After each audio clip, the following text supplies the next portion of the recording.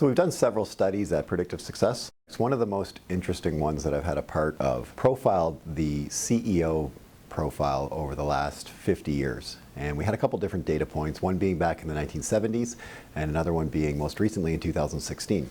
And we looked at profiles of anywhere from 150 up to 250 CEOs, self-made individuals who became successful in organizations.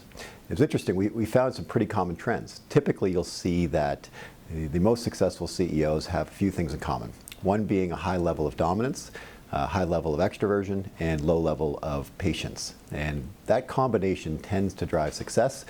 They're conflict tolerant, and they have a tenacity to move very quickly and follow projects through to completion in a very action-oriented fashion.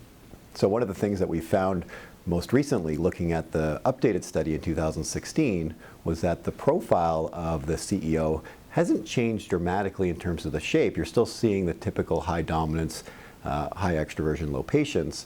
However, the profile's condensed a little bit. So we're seeing a more adaptive leader. Over time, people tend to need to kind of engage a more variety of different types of workers in the knowledge worker space, and that's something we're seeing show up in the data.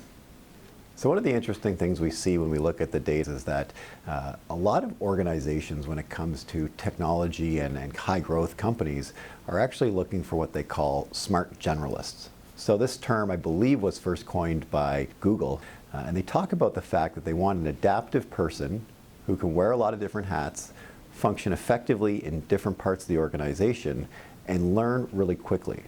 So when it comes to managing Agile teams or software development or Agile methodology, it's important to realize that there's a couple of key things that typically Agile teams are looking for. One, it's a variety of different types of people, but two, it's actually the ability for those people to adapt to those different types of profiles around them.